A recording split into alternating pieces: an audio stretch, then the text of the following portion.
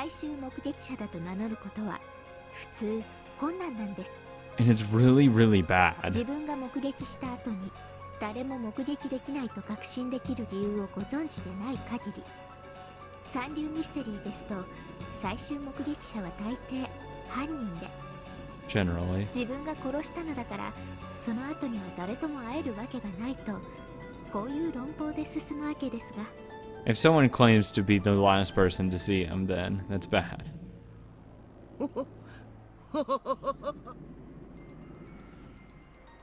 そんなのちょっとした言葉の言い違いではありませんか。 It could be, but usually you don't want to have that kind of misspeak in this kind of situation. そんなに目くじらを立てて取り立てるほど。 Because it's probably in combination of a lot of different things as well, not just that. そうだそうだ、そんなのは揚げ足取りだ。そんな言葉尻だけで夏日さんを疑うのはちょっと早とちりなんじゃないかね。それに誰も目撃できないと確信できる理由とあなたはおっしゃいますか。それももちろんあるではありませんか。奥様は親方様がお休みになるところを見届けられてから退出されたのです。常識的に考えて翌朝まで誰とも会わないだろうと考えるのは自然なことです。いいえ、それが全然自然なことじゃないんです。何しろ夏日さん、南條先生、そして熊沢さんの3人がついさっき、これもどうぞ思い出してください。 God damn it, Goda. 最後に会ったのは夏日姉さんよね。昨夜の11時頃、それ以降に書斎を抜け出してどこかへ行ってしまったということなのかしら。それはでもお父様は気まぐれな方。唐突に夢で啓示を受けたと言い出して深夜に起き出してお屋敷の中を歩き回るようなこともよくありました。 So she should have automatically assumed that she might not have been the only person to see him. そうですよね、南條先生。うん、確かにそういうこともありましたな。とにかくその気まぐれな方だなあ、熊沢さん。そうですわね。何かおかしな夢でも見て寝床を抜け出したのかもしれませんね。よくあることでございますとも。ええ。ああ、じい様が深夜に突然寝床を抜け出すこともよくあったと証言してるな。グッド、バトラさん、なかなかの記憶力です。つまり夏日さんをはじめとした後ろ宮本家の方々は金蔵さんが深夜に気まぐれに起き出して徘徊する可能性があり得ることをよくご存知でした。そしてそれはよくあることだと認識されていました。おかしいじゃない。お父様がよく夜中に徘徊することがあると知っていながら、朝まで寝床を絶対に抜け出さないなんて確信できるわけがないわ。I'm glad that Ava's just completing Erica's thoughts at this point. 確かに三流ミステリーだな。よくラストの5分で犯人がいつから自分が犯人だと分かってたのかと聞くと探偵が答えそうなシチュエーションだ。ですよね。だからげんなりしてます。これで本当に夏日さんが犯人だったらお茶の間ミステリー以下ですから。だから私、夏日さんの疑いを真っ先に晴らしたいんです。このミステリーが三流じゃないってことを一番最初に確かめたくて。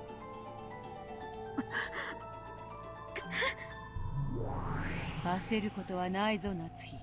探偵気取りお得意の言葉遊びよ。だからなんだというのか。この発言だけでそなたをどう追い詰められるというのか。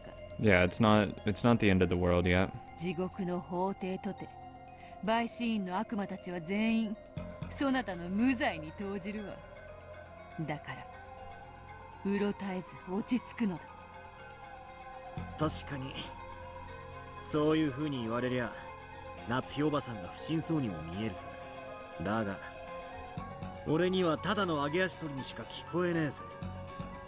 でも怪しいわ。夏日姉さんが何かを隠してるかもしれないと疑うきっかけには十分だと思うけれど。 Again, Ava, you would try to blame everything on her. Or 全く Kraus. の言いがかりです。 You fucking would blame him if you dropped your cereal in the morning. You'd just say, ah, god damn it, Kraus, or something like that. それに卑怯ですよ、エヴァさん。私が23時に確かにここにいたことは他ならぬあなたが証明できるではありませんか。そうなんですか、エヴァ。 She can. あら Bitch, そうだ I ったかし swear to ら God. I swear to God. ごめんなさいね。何しろあの時は黄金が見つかったと気が動転していたから。 And beat the shit out of her. 今の今まで夏日姉さんに会ったの忘れていたわ。 Go fuck yourself. エヴァさんが夏日さんが23時の目撃者であることを証明できるのですね。ええ、残念なことにね。夏日姉さんの言い分を一部は認めることができるわ。この部屋から出てきたということだけはね。何が言いたいのですか。私が言いたいのはこういうことよ。いいえ、ずっと前から言いたかったの。 Oh God. こんな悲惨な殺人事件の真っ最中にこんなことを言い出すのは本当に場違いだと分かっているけれど、今がちょうどいいタイミングだから言わせてちょうだい。 It's probably improper to say this, but fuck it. 分かってるわよね、夏日姉さん。 The servants gulped and held their breaths. It seemed that they'd been able to hide it after all. They hadn't been able to hide it after all. In the middle of this heavy silence, Ava fingered her trump card, and Natsui pretended to be calm. Both space and time grew as heavy as lead and swallowed up everything. 金蔵さんっていつからいらっしゃられないんですか。 Erica's words, spoken almost casually, tore that atmosphere to pieces like shattering glass. はっきり言うと俺たちは今年はおろか去年の親族会議でさえ会っちゃいねえ。そうや、わしらは去年の時点から疑っとった。息子たちが殺されたこんな時にこんなことを追求するのは場違いかもしれんとは思っとる。 Yeah, I mean, I wouldn't really... If I'm a parent, I wouldn't really care about that. I'd be much more interested in who the fuck killed my child because I'm going to slaughter them. That's more the reaction I'd have. I could give two fucks about the inheritance right now. That's on... Then you know, that's on the, things I don't really give a fuck about this right at this moment, but these people are extremely greedy. So... Can't let a fucking precious moment slip by. だがひょっとしたら事件と関係があるかもしれんから今追及させてもらうで。夏日姉さんたちにはお父さんの死を隠す動機があり得るの。 Yeah, because Kraus is an idiot. お父さんの財産を横領しているかもしれない嫌疑よ。 I'm not. Kraus is. もしお父様が死ねば財産分配のために調査が行われ横領は白日のもとにさらされるわ。だからあんたはお父様がすでに亡くなっているのを隠しているのよ。 How does that affect any of these crimes, though? なるほど、ホワイトニットは十分というわけですか。ますますにもって三流です。 Though again, it doesn't explain who would kill the other people. Why would you kill the other people? If anything, you'd want them to keep them alive so that, you know, there's other things to focus on rather than Kenzo's study. はあ、つまらない。 So if anything, this is being done in an effort to out the fact that Kenzo's been dead. 何を言っているのかわかりません。私が当主様の死を隠していると。 She can pull the card of like, I don't know my husband's assets or, you know, what he does in business. I don't know if we're embezzling funds or not. All I know is what I take care of the house with. She can pull that card. Ava won't give a fuck because she just hates Natsui. But she can pull that card. Because that is true. そんな暴言断じて許せません。そうですとも。奥様だけでなく日頃から他の使用人たちも親方様のお世話をし、その姿を見ていますとも。源氏さんやシャノンさんやカノン君や南條先生に熊沢さんだってよくお会いしている。 Yeah, Nanjo would come up here and play chess with him all the time. 私は信頼がないのか、昨年からずっと姿をお見かけしていませんが。黙りなさい、ゴーダ。 Goda, shut the fuck up! 申し訳ございません。夏日さん以外の目撃者はすべて御用関係にある使用人だけではありませんか。 Maybe. 金を握らせて口裏を合わせたなんて、はあ、本当に三流。 Go fuck yourself. くだらない。がっかりですよ、夏日さん。だからもう断じてしまおうと思います。何をですか。後宮金蔵さん。何か招かれざる客人よ。 Why, hello there. I haven't seen you here before. あなたは存在していませんね。遺産問題であなたの死を知られたくない人間たちによってその死を隠蔽された亡霊です。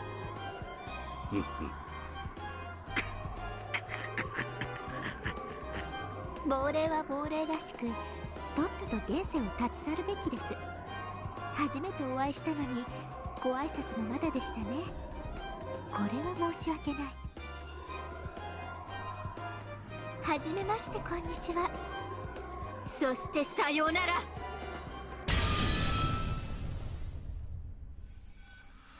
So close to Erica's face that she might just barely have been able to wedge in a single sheet of paper between them. Beato's pipe stopped suddenly. そしてこんにちはだ。後宮家顧問錬金術師黄金のベアトリーチ、そなたの喧嘩ここよりはわらわが買い取ろうぞ。どうもはじめまして。このゲームの探偵フルドエリカです。よろしくお見知りおきを。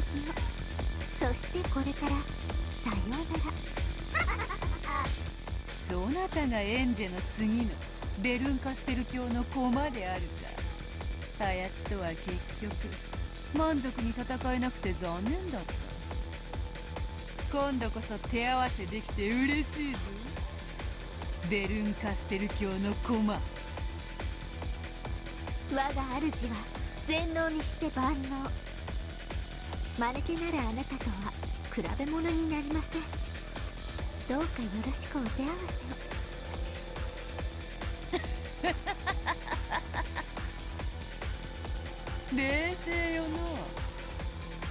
こうして魔女が登場してこれから魔法やファンタジーで戦おうというのにな。 Yeah, I don't think that's gonna really slow her down. バトラ程度ならこんなのミステリーじゃないって泣きわめいて。ああ、ミステリーでも最近はそういう異世界もポピュラーですので。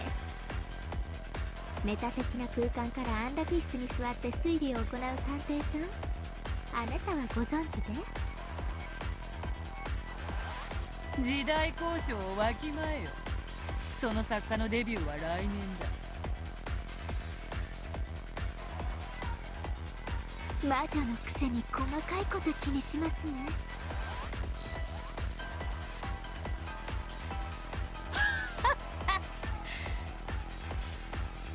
魔女と対等のつもりか。うぬぼれるな、この人間風情が。 When Beato snapped her fingers, something bounced around the room at terrifying speeds. It was the witch's stake. Yes! More! The witch's wedge, which contained the power of the blue truth within it. Of course, a mere human like Erica couldn't follow that terrible speed with her eyes. Erica understood this, so she didn't attempt to look every which way, stupidly trying to spot it.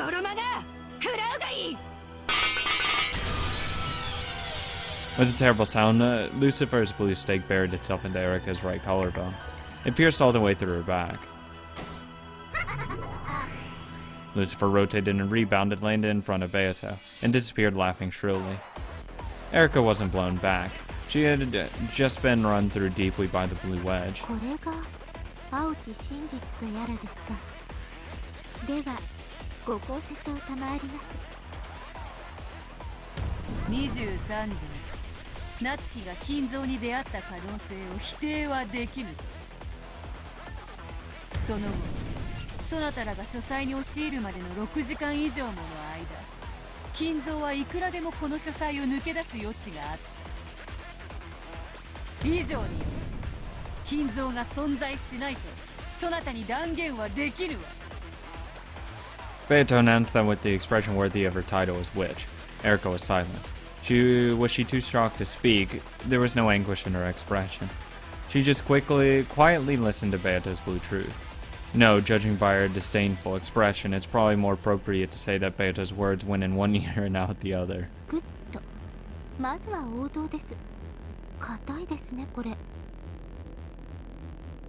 抜けない。She tried pulling it out from the front and the back of the blue wedge that pierced her, but it didn't budge an inch. Yeah, you have to get rid of it. However, her indifferent, relaxed expression didn't budge an inch either. 抜けぬわ。青き真実は赤き真実によってしか打ち破れん。 I like how this got reversed.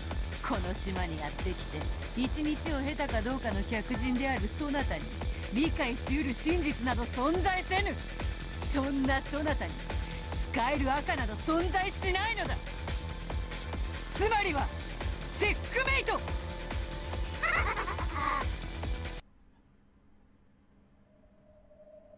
なるほど。ここはそういう空間ですか。なら魔女と戦うにふさわしい駒が必要ということですね。私は探偵。人間の犯人を相手にするのを役目としましょう。あなたは魔女。魔女やら悪魔やらを相手にする役目ならふさわしい駒がいます。Oh, great. ご紹介しましょう。ミス・ドラノール。 Who? あなたの出番のようです。 Oh, great, we get another character. ドラノール。 Oh, yeah, that character. やっ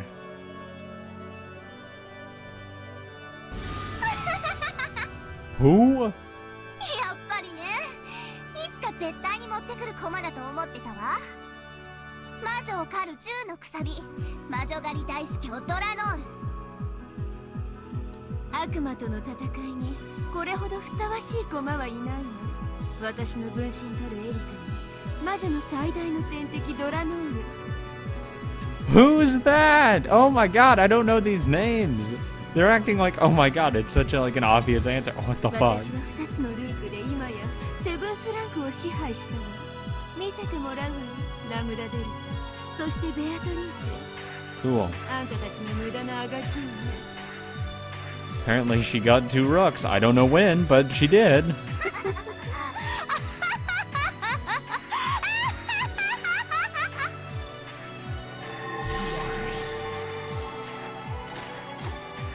She does look like a fucking rook. Jesus. There, shown brightly in a piece Erica had guided, there showed its form. Oh, nice to meet you. Who the fuck are you? The form resembling a clergy member, perfectly suited for confronting an evil witch. はじめまして。 I wouldn't say clergy member. ドラノール・エノックスと申します。 System. A member of the Iserin Jungfrau? Fucking French names are killing me. The 7th District Repentant Enforcement Agency of the Great Court of Heaven. Sure. The head inquisitor of heresy and a first-class archbishop. She is commonly known as Delanor. Delanor? Delanor? Delanor is gonna be how I pronounce it, probably. Of the 10 wedges or death sentence, Delanor. She gets the name death sentence because through inquisitors of heresy normally judge their targets to see whether they deserve the death penalty or not. Delanor, as the head inquisitor, is only dispatched after a case that had been vigorously inspected by the Great Court. Therefore, the very act of dispatching her is equivalent to a death sentence. Her father was a legendary inquisitor of heresy, but he broke the rules and was executed. She was the one who interrogated and executed him. Oh, beautiful. Since this time, she has stopped growing. Both her body and mind retain eternally those of a young girl. It is whispered that her heart has also died at that moment, but she does not see it that way. Her primary weapons are the red key and blue key, which take the form of a long sword and a short sword. Okay. Even though this space was like a bomb just waiting to go off, she introduced herself in a neat, frank manner. Her out-of-place appearance completely different from those of demons and witches felt blatantly odd and a kind of severity of it.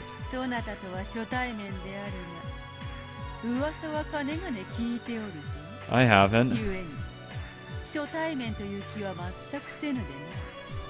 こちらこそミス・ベアトリーチェ。アイゼルネ・ユングフラウはあなたについての詳細な資料を600ページにまとめました。それに常に目を通していますので、私も初対面の気がしません。地獄の書記官なら600ページを6文字でまとめてみせるわ。お伺いします。近寄るな危険で6文字だ。それは良きまとめです。帰還しましたらあなたの資料を敬意を表して2文字を加え8文字でまとめます。エクセキュン。 What? キュートとはJesus Christ. 世辞が過ぎるぞ客人め。それでは続けましょう。ミス・ベアトリーチェ首席異端審問官ドラノール、謹んでお相手いたします。わらわは初手を終えているぞ。そこのフルドエリカの青きくさびが抜けないならば、といつもの退屈な反抗師の仕事を再開するとよい。このくさびとやら頼みます。ベアトリーチェさん、この程度でチェックメイトのつもりらしいので。After making a show of tapping the blue wedge that pierced her with her finger, Erica shrugged as though taunting Beatrice. Beatrice, fuck. ベアトリーチェ。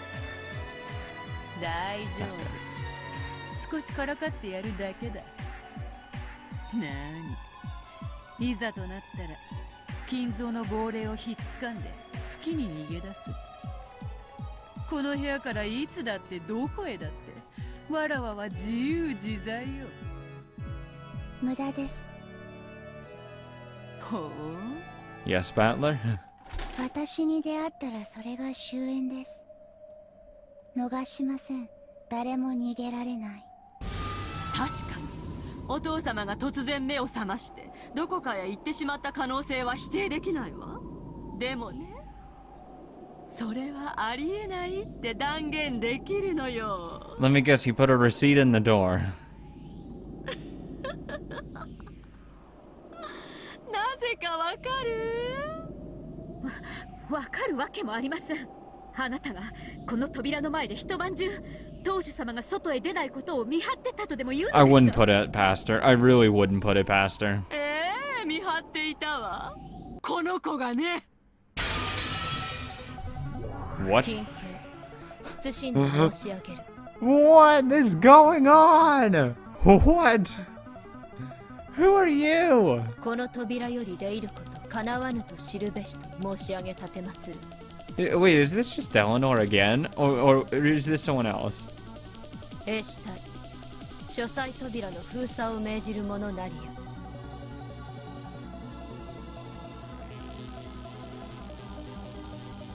The doors and head to heaven open with a strong, unrelenting radiance like the sun's, announcing the arrival of Delanor's underlings. Those words were clad in red truth and cut off the witch's method of escape. Oh, Jesus. シエスタ45ここに大ベアトリーチェ卿ご無沙汰しております。同盟協定1516号および天界大法院の要請に基づき出動いたしました。以後のご無礼をお詫びします。書斎扉を照準封鎖したに、扉に近づかない方がいいと思いますね。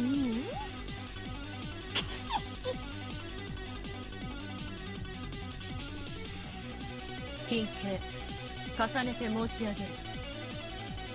書斎扉は昨晩23時から現在まで一度たりとも開かれなかったこと、重ねて申し上げ立てまつる。 Jesus, I'm not ready for this shit. Wait, do I get an actual thing about who the fuck you are? No, just...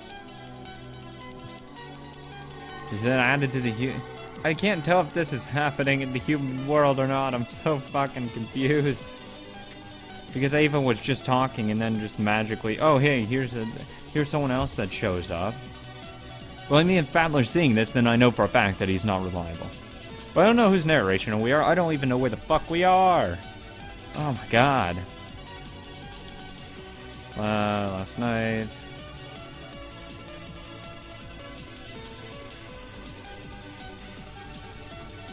Well, I mean, obviously I know that for an obvious reason that it wasn't open.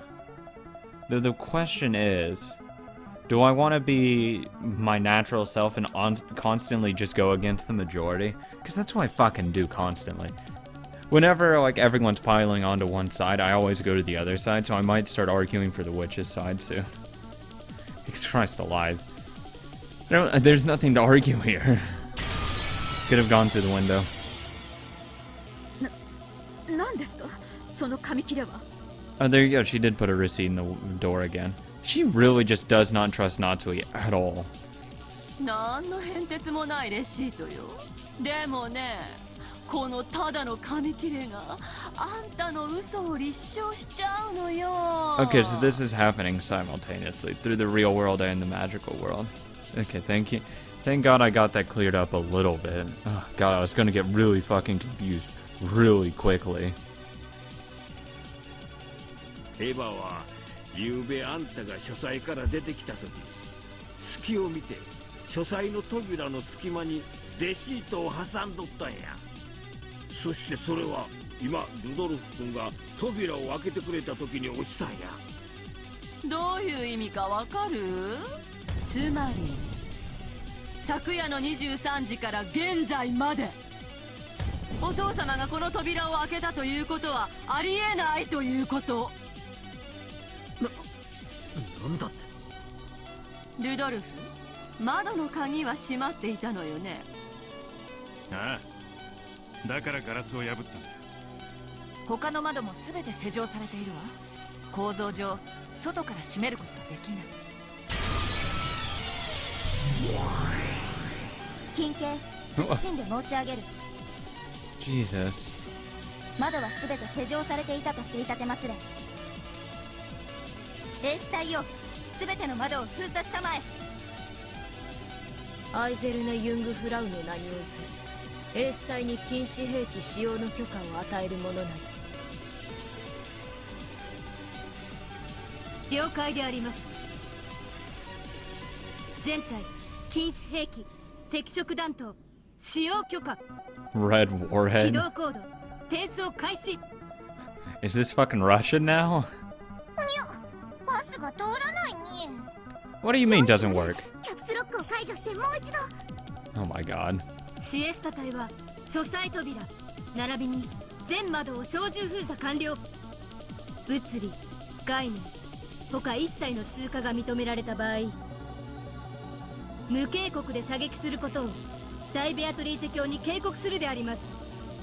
大天使衛星4機よりデータリンク。誘導方式氷結型概念誘導。しかも赤色弾頭ときたに撃墜不能、回避不能、生存不能。ベアトリーチェ卿でもコッパみじんに。 Who the fuck are you working for now? The Tristar Sister squad had laid down a pinpoint blockade over the door and all of the windows. Escape would no longer be permitted through any of these. これはわらわが歓迎するはずがされているのはわらわではないか。シエスタ姉妹まで引き連れての表敬訪問とは恐れ入る。近景、態度遮断を完了したこと謹んで申し上げたてまつる。上司ドラノール、今こそ罪を断ちて清めたまえ。ご苦労でした。ミス・ベアトリーチェ、あなたの態度立たせていただきました。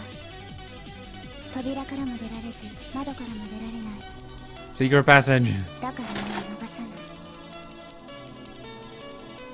これ式でわらわを閉じ込めたつもりか。 He hid once Rudolph, went to a different area and told him to go around. He got on the ladder and went all the way down. Through the open window that Rudolph created. Foolproof. The Inquisitor of Heresy in heaven and her subordinates surrounded the witch. The subordinates use a powerful barrier to cut off Beato's methods of escape. Demons fight, and as a result, they sometimes escape. However, angels block off passages of escape, and as a result, they eradicate their targets without fail. つまりこの書斎は夏日姉さんが昨夜就寝前のご挨拶とやらからルドルフが扉を開けるまでの間。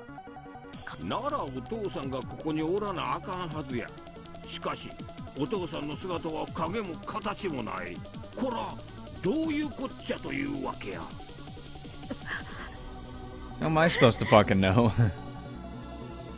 I'm not 落ち着けと Kenzo. 何度も言っておる。扉と窓を塞いだだけでこのベアトリーチェを閉じ込めたつもりなどと少子千万。金蔵、遊ぶつもりだったがどうやら客人にその気はないようだ。引き際を謝らぬうちに失礼させてもらおうぞ。この命惜しくはないが夏日のためにまだ死ねぬで。 Beato waved her pipe and the air was split vertically. Then a pitch black gate appeared there and slowly opened. It was a warp portal, the same as the pitch black holes that Gap used. わらわの資料にはこう書かれていたはずだ。神出鬼没、どこへでも現れどこへでも消えるとな。わらわがある限り金蔵を捉えることなど不可能よ。 The pitch black gate opened. The gate led from everywhere into nowhere. Both Beato and Kenzo would be sent to a place where no one could catch them. A place where no one could set foot in, much less chase after them. ここは後宮家当主の書斎ですよ。そしてお父様が直々に設計に携われた部屋でもあります。扉を経ずとも外に出る仕掛けがあったとしても何の不思議もないとは思いませんか。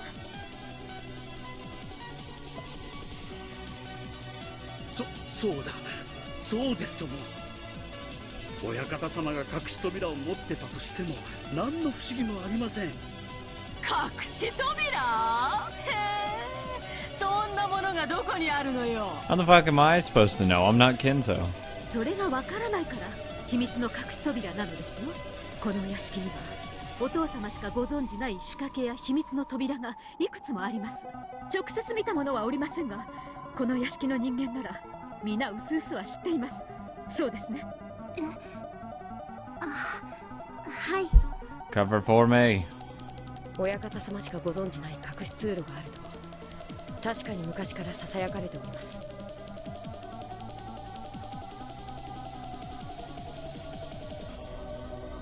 確かに金蔵さんはそういう類の仕掛けは好きそうですな。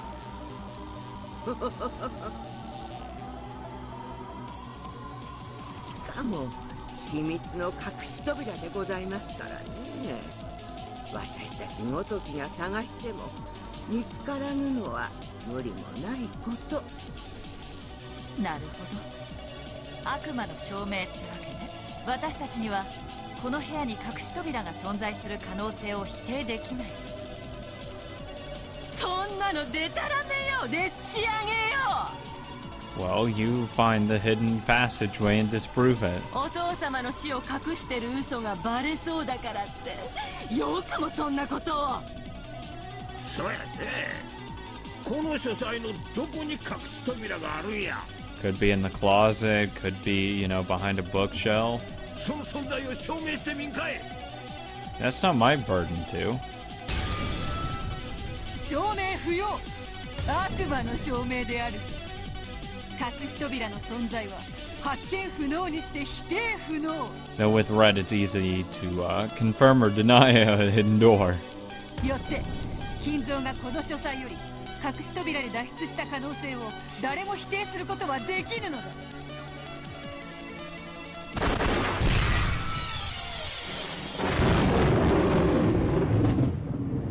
Hello.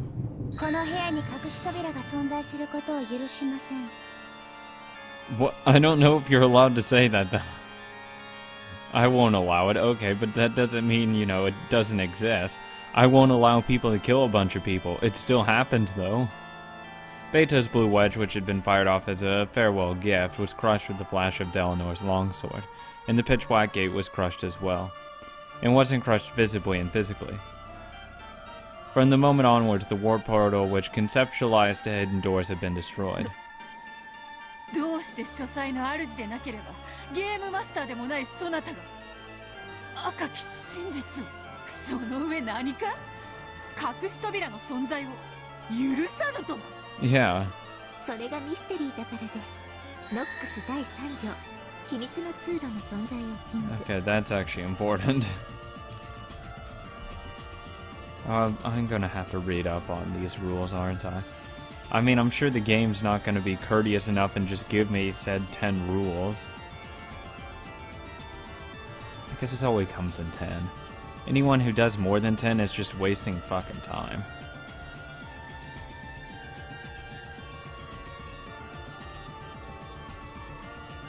ミステリーにね、隠し扉など存在してはいけないのです。あしからず。この世に我らの神を除いて他に一切の神はなく、一切の隠し扉は存在しません。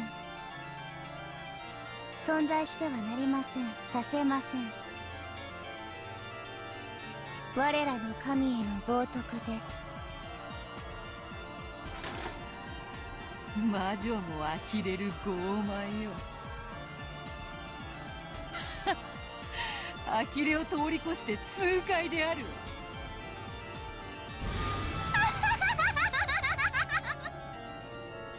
来たわね、魔女を貫く銃のくさみ。相変わらず聞いていて惚れ惚れする口論だわ。 Oh, 10 wedges. Oh, it's the 10 laws. That's what the 10 wedges are, right? 愚かね。悪魔の証明なんてあやふやで、これまでは全てを逃れてきたのでしょうけど、ドラノールの前にもはやその手は通用しないわよ、ベアトリーチェ。 Yeah, I don't know who that is, though, so... It doesn't mean anything. Ouchie. やはりあなたも凡白の魔女と変わりないです。失望します。ベアト、やはりすんなり逃がしてくれる相手ではなさそうだぞ。どうかもてなしてくださいな、ベアトリーチェさ I'm ん。 not here to fucking entertain you. Go fuck yourself. 客人にお茶くらい出してほしいものです。 Wow. 三流で結構ですから。 Okay, well, that's just rude. さあ、この密室書斎からどうやって金蔵さんが脱出したのか、青き真実で私に教えてください。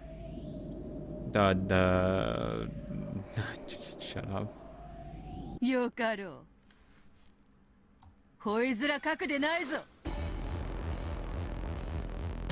金蔵が扉より抜け出したレシートの仕掛けに気づき、元の場所に正確に戻した可能性がある。 See, that's what I said in the very first one. Was it the first game? I think it was. But I said that it's very possible that he could have done that. すでに後で否定済みです。書斎扉は23時以降一度たりとも開かれていません。 Oh yeah, that's right.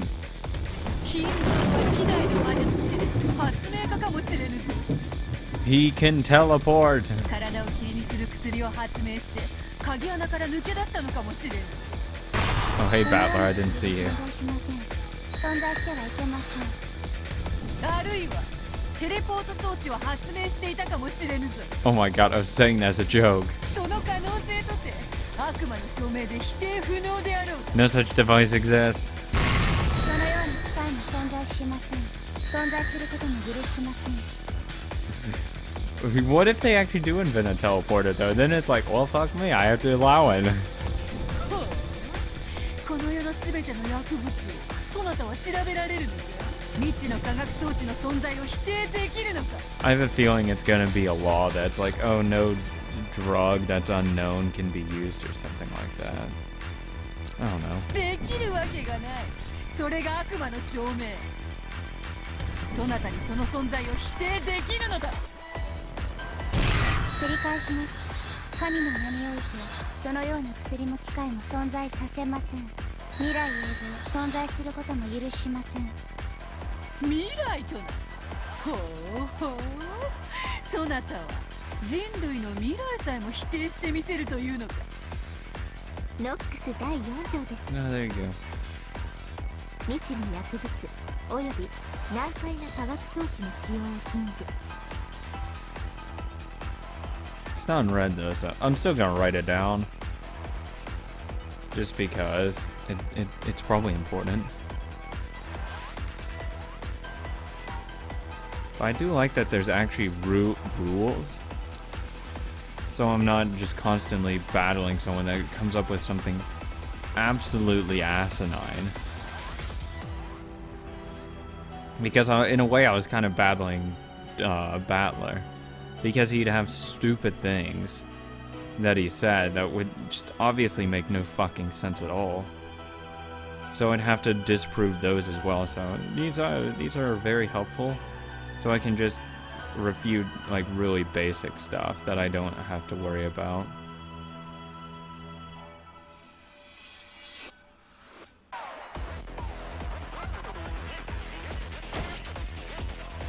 人類の進化と未来が持ち得る知識と技術は我が神が決定します。そしてその存在の否定を永遠に宣告されました。 So if we develop a teleporter, a time travel machine, then no, it's still not よ real. って未来永劫そのような技術の存在は許しません。許されません。 Beato and Delanor have supposedly just gone through a massive exchange of red and blue. However, not only did Delanor not take any damage, she also showed no sign of fatigue. Beato might have been a fearsome witch, but blood flowed through her veins and she did breathe. She felt both pain and fatigue.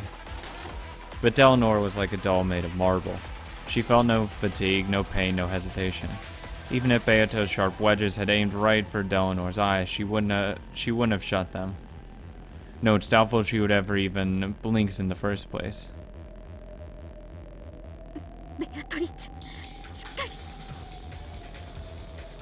り。噂には聞いていたが最悪の相性だな。夢も希望も未来の可能性さえ許さんとは神々の傲慢恐れゆ。さすがは魔女狩り執行員。生涯酒を酌み交わすことは叶いそうにないぞ。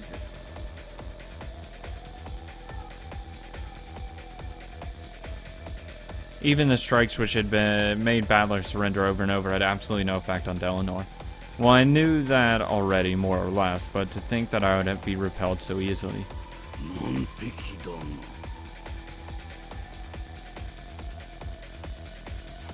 な。おやおや、天下のゴールドスミスも追いぼれたか。そなたの口からそのような言葉が出てくるなど、夜空に彗星を2つ迎えるより珍しい。老いぼれどころか、とうに死んでいるでな。そうであったな。すまんが、もうしばらくそうはさせぬぞ。Beato experienced something she'd only rarely felt during her entire life. It was probably what we'd call hardship. Beato quickly brushed aside Natsui's hand that tried to comfort her, and she regained her posture again. showing off her witch's pride and a continued readiness to fight. それで終わりですか？私が出向くまでもなかった。失望です。まだであるぞ。今のはほんの小手調べ。そなたの手の内を探ったに過ぎぬわ。意図愚かなりや。身の程を知りたまえ、黄金の魔女。ベアトリーチェ卿。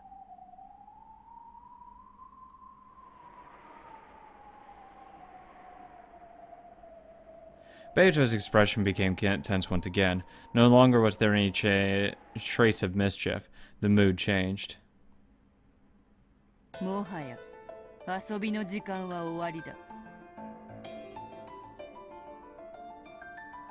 行くぞ。ならば金蔵が書斎の出入りをしなかったことを認めようぞ。そなたの密室を受け入れようではないか。金慶、ベアトリーチェは攻撃法を変更したこと申し上げ立てまつる。Beatrice, who had until then thoroughly resisted the idea that a closed room existed, did an about face. Fuck. She proclaimed that she accepted that proposition. Of course, this didn't mean that she'd surrendered.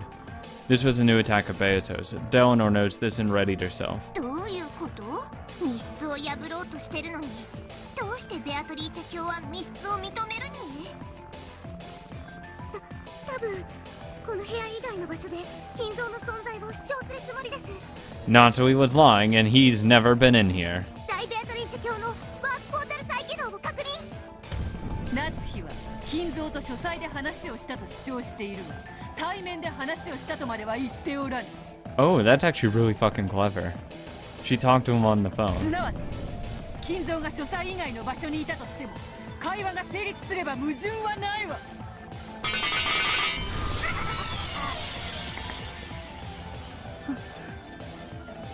After bouncing at an erratic angle, the witch's stake pierced the top of Delanor's foot. とろいわあなた。足の甲いっただけ。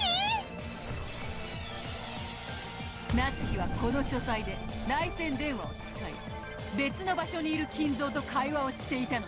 Problem being the phone rang, so they could probably use that. 親族たちを嫌う金蔵が書斎に立ち入られることを予見して別の場所に避難していたとしても何の不思議もないわ。おそらくそれは隠し屋敷クワドリアンかもしれぬぞ。Asmodeus' stake, which contained the power of Beato's blue truth, pierced Delanor's foot, changed into a blue wedge. 青き真実、有効であります。A cyclone of blue gold butterflies swept up with Beato at its center. The magical power of the pitch-black gate that had been smashed once again refilled. If I can hold Delnor off here somehow, this time I'll be able to warp Kento out of the study and all the way to Kuadorian. Delnor moved clumsily trying to pull the blue wedge out of her foot, but it didn't even budge. Of course, Beato didn't miss the chance. No witch could. さらに行くぞ、覚悟せよ。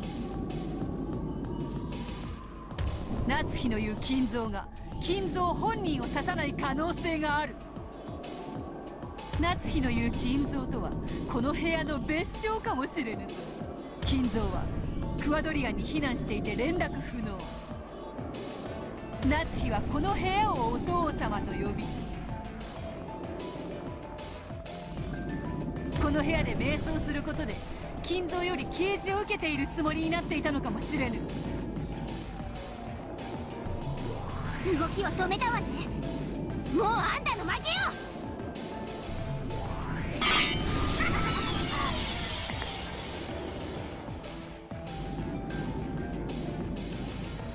Beelzebub's blue wedge pierced the base of Delanor's neck. Of course, even this couldn't cause her to flinch, but her movements were restricted even further. 面白白い。それで終わりですか？前菜にスープで終わってはコースとは呼ばぬ。メインディッシュからデザートまで一気に食らって腹をぶちまけて死ね。密室ゆえに脱出不可能というなら、まだこの部屋に隠れている可能性だって否定できぬわ。隠し扉ではない。例えばベッドの下とか天井裏とか、悪魔さえ知り得ない、それでいて実にさりげない死角に隠れているかもしれぬな。 He's hiding in plain sight. He's actually in that suit of armor right there. あるいは金蔵より特別に自分の代行を命じられたナッチは、自らを当主代行であると同時にもう一人の金蔵だと自覚したかもしれぬ。つまりナッチが同時に金蔵でもあるという可能性だ。 We are all Kenzo. まだまだあるぞ。金蔵は昨夜の23時の時点で She then locked the 窓から脱出 window. していたの。そしてナッチがそれを見届け、窓に施錠をした。 There's a lot of ways you can fight こ this. れでも何の問題もないぞ。いや、むしろ一番美しい青き真実ではないのか。どうだ、ドラノルエノックス。この密室より脱出する方法などいくらでもあるわ。我が主に立てつく愚かさを知れ。お前には何の反論の必要もない。そのまま破れて永遠に眠れ。 Feels great to have these stakes back. Ugh, I miss them so much. The seven sisters appeared from Beato's golden tornado one after another. They pierced Delanor with blue wedges. 4 blue wedges were buried into her neck, her chest, her gut, and her thigh. Including the one buried in the top of her foot, she was pincushioned by 5 stakes. Oh my god. Shut up, you should have gone faster. 他にも思いついたら使ってやる。今は静かにしておれ。 You're useless. どうか魔女狩り人ドラノール。 There's the other one that hasn't gone yet. I can't remember. 魔女を次々串刺しにして火にくべてきたそなたが逆に魔女に串刺しにされるのは Oh, yeah, she's the どの only よう one. な気持ちか。 Because Lucifer went first. So yeah, she's the only one that hasn't gone. You need to be quicker on the updraw. They were all ridiculous arguments, but they came fiercely one after another. Though a total of 5 wedges pierced Eleanor, her expression didn't change in the slightest. However, her movements had been indeed limited. さすが魔女は怖い。へりくつじゃ勝てんに。 I mean, I had at least one of those. With him going out the window. So, you know, I can come up with my own twisted logic. The suit of armor. ノックス10か条にも抵触しません。有効です。 Of course it's effective.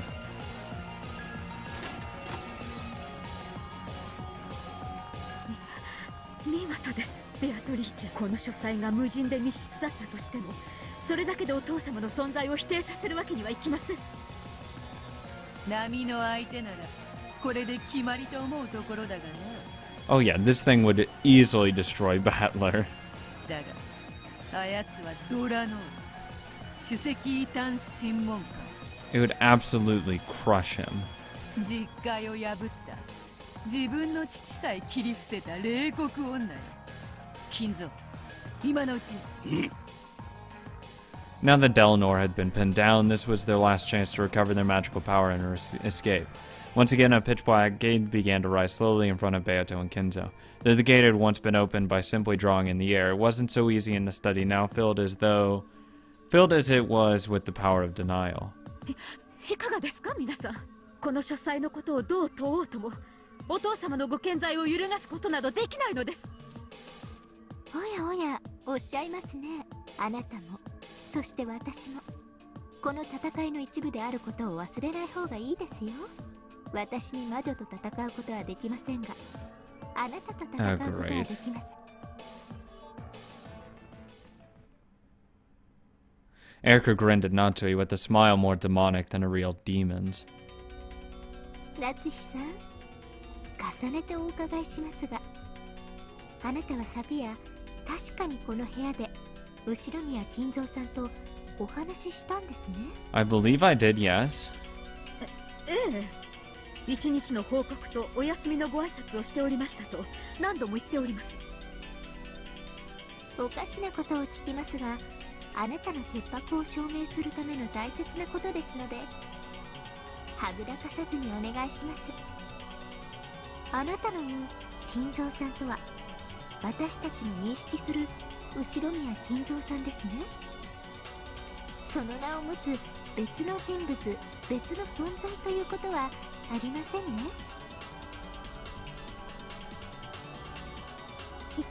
よくおっしゃる意味がわかりません。つまりこういうことよ。お父様亡き後、この部屋自体をお父様と呼んでたりするなんて聞いてるのよ。あんたはお父様にお休み前に一日の報告をしていたなんて言ってたわね。それはお父様という名の書斎で一日の報告を壁に向かってしていたという意味じゃないの？無礼な、そんなことはありません。お父様はお父様です。健在でいらっしゃいます。そして確かに昨夜、私はここで報告とお休みの挨拶をさせていただきました。何のごまかしも言い逃れもありません。なるほど。では私の言葉が復唱できますか？あなたが何のごまかしもまやかしもないというなら、私の言葉が復唱できるはずです。 She's done. いいでしょう。何でも復唱します。復唱要求。後宮夏日は昨夜23時、この部屋で後宮金蔵と確かに同室して会話しました。I'd lie. I'd lie if I was Natsui. I'd say I spoke with him on the phone. 私、後宮夏日は昨夜23時。And I would say that he specifically told me to lie and make it seem like he was in this room for the sheer fact that he didn't want to be disturbed, because he was extremely upset with all the epitaph talk, or not epitaph talk, but the inheritance talk. I'd fight that route. It's backing yourself into a fucking corner. That's the only thing you can do. If you go that it's in this room, you're fucked and you're done. この部屋で後宮金蔵と確かに同室して会話しました。I would have done that. It's the only way you can get out of this. ぐっと。では最後にお聞きします。まさか夏日さん、その後に金蔵さんを窓から放り出して自ら窓を閉めて施錠した。 Why the fuck would I throw someone out the window? それでも筋が通っちゃいますので。どうして私がお父様を窓から追い出さなくてはならないのですか？程があります。愚弄にも程があります。 I didn't push your Kenzo out the window. I would say that. 金慶慎んで申し上げたてます夏日の指す金蔵とは後宮金蔵以外のいかなるものも意味しないから慎んでも金慶慎んで申し上げたてまつる。夏日は書斎にて23時に金蔵と対面したことを主張するものなり。 She could be lying for him. Natsui let out a cry, but it was too late. She'd already been totally suckered in by their provocation. The blue wedge in the foot representing a telephone discussion. The blue wedge in the neck representing the study itself being called Kenzo. The blue wedge on the gut representing Natsui herself being called Kenzo. The blue wedge on the thigh representing Natsui letting Kenzo escape out the window and locking it afterwards. The four of them were smashed up with a thin sound. Well, I mean, Natsui's extremely emotional. which is her downfall. Because Natsui, the one who knew the truth, had denied them, these denials had gained the power of Red Truth. Despite Kento's absence in this closed room, Beato had introduced 5 ways that Kento could still exist. Natsui had carelessly crushed the premises behind 4 of those. Only 1 Reg remained. In other words, this was the last blue truth which could bury the contradiction of Kento existing in the study at 11 p.m., but not existing there later after it had become a closed room. There was only one theory that pierced Eleanor's chest. Kento was hiding somewhere in this room. With this theory, even if Kento didn't exist in this closed room of the study, he could exist there. If this wedge of Satan's were to be crushed, their chance of escaping this room would become hopelessly dim. Fight it, Satan! Fight it!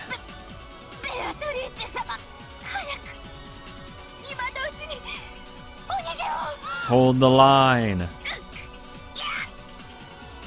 To be honest, you're like no better than second, so I apologize for that.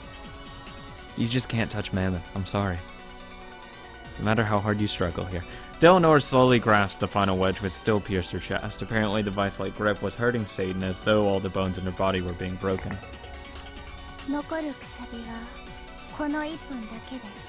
この部屋のどこかに金蔵が隠れているというものでしたね。そのすべてを探偵である私が探しました。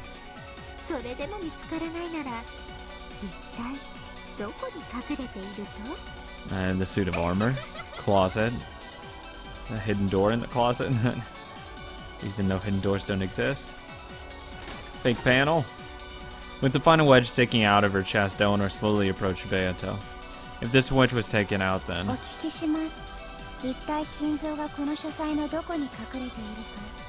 it could be anywhere. さてな。 Look over there as she leaves. ベッドの下かもしれんぞ。探索済みです。 Ouchie. バスタブの中かもしれん。探索済みです。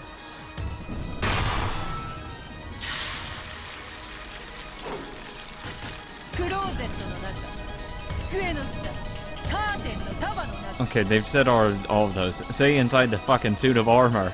探索済みです。済みです。済みです。 This is fucking terrifying.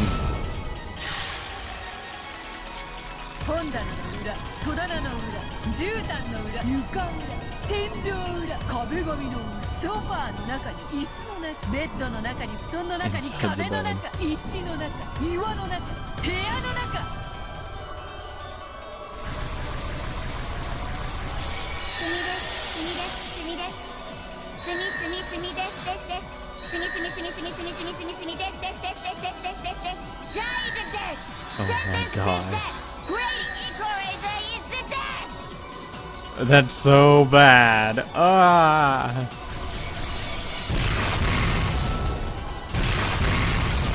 Yeah, you're fucking done.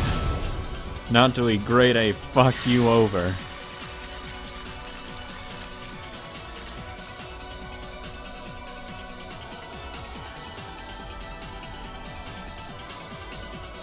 Eleanor took Beato's final desperate onslaught head on, turning everything back on and with a far stronger power of denial. Beat them up, knock them down with overwhelming force. No longer does any place exist in the study for Kento to escape to. Beato was blown back like a leaf dancing in the wind, knocked around over and over again, like an empty can lying on the road. By now, no matter how many times Beato used the blue truth, it wouldn't be able to defeat Eleanor's red truth. That's because you were backed into an impossibly hard position because Natsui fucked you over. Sorry, Natsui, but you really should watch your mouth sometimes. 情けないもんですね。魔女なんて。無限の言い逃れで真実をごまかし続けるだけ。ドラノールの言葉を私も借ります。失望ですよ。ベアトリーチェさん。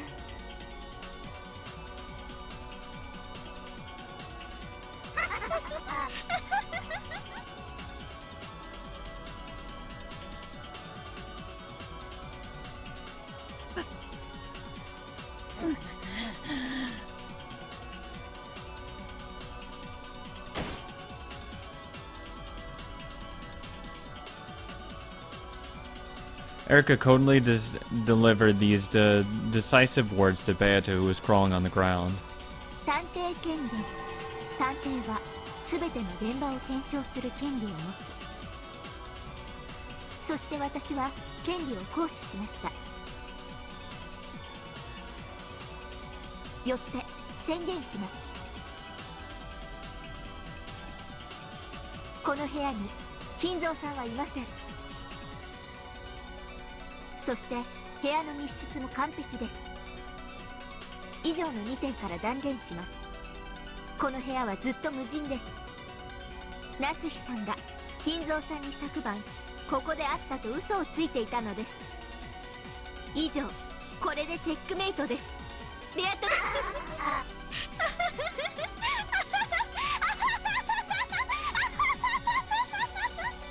It's been fun. いかがです？ただこの部屋が存在するだけでフルドエリカはこの程度の推理が可能です。 Fuck off with that. いかがでしょうか皆様方。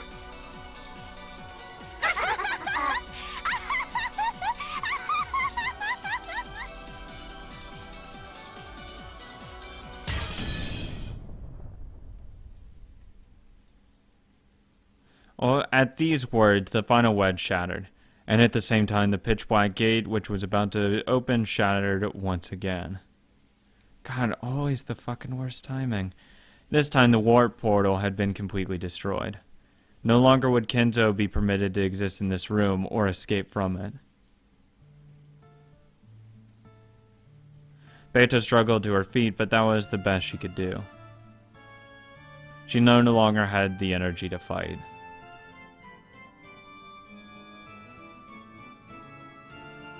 She had taken all the denying red head-on from close range. It was all she could do to withstand a pain so strong it felt like she'd vomit up all her insides. Even Beato, who had aimed for the title of strongest and most evil witch all this time, couldn't do a thing against a witch hunter. No matter how sturdy a sandcastle you build on the beach, it can never win against the rising tide.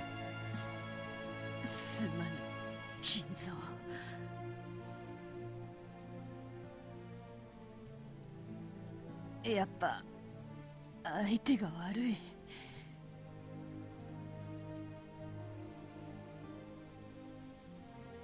ベアトリーチェ、感謝するぞ。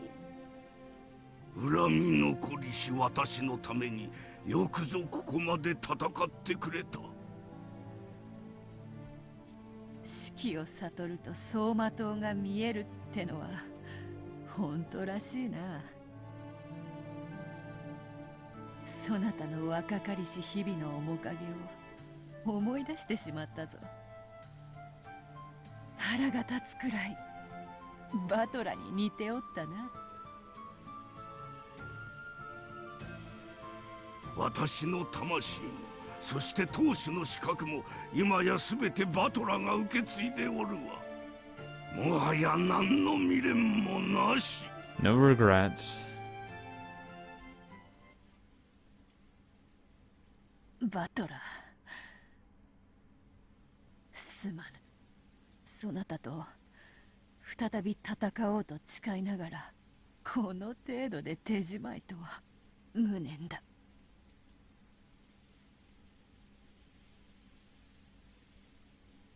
To Beato, it seemed as though Battler had met her gaze. There was no way he could have. Okay, fuck off. This Battler was the Peace Battler. There was no way he could see Beato in this higher level world. However, his eyes really did meet hers. Even though they couldn't have, Beato was sure they did. As Erica, Ava, and the others closed in on not to be questioning over and over, only Battler stood apart from the tumult.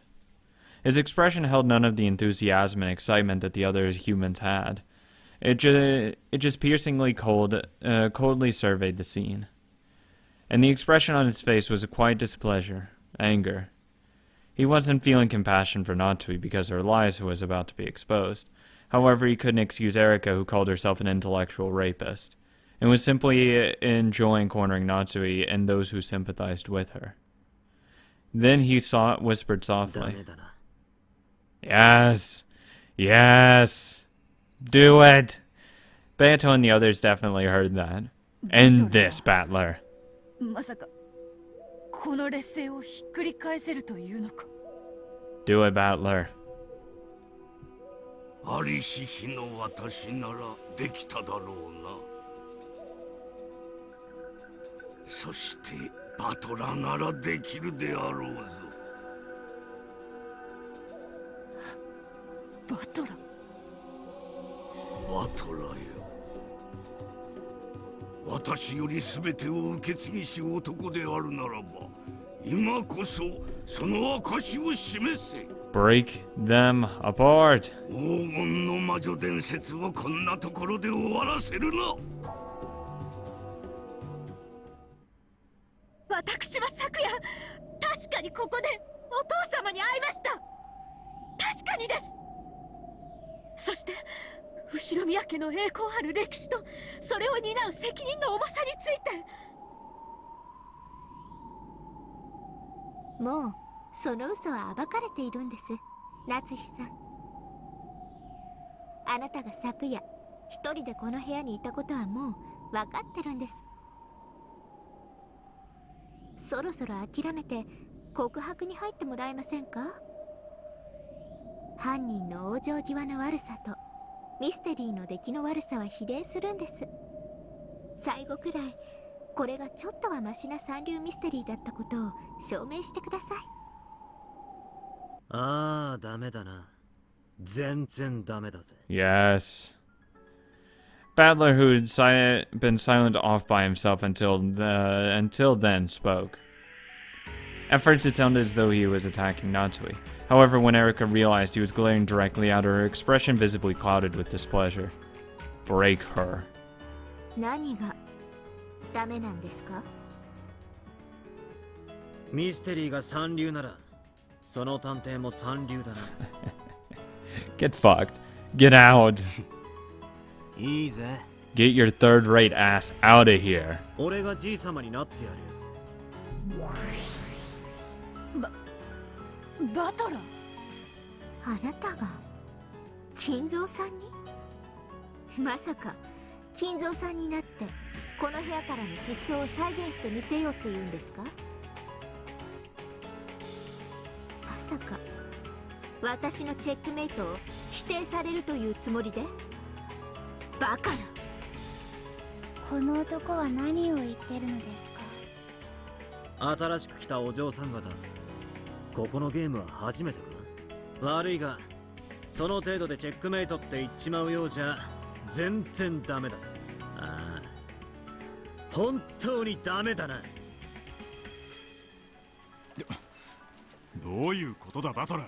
お前が親父になるだと？ Hell yeah, I am. I have this fucking ring. ああ、再現してやるぜ。俺がじい様になってこの部屋から。 Well, that too. 扉も窓もアウトやで。どうやって？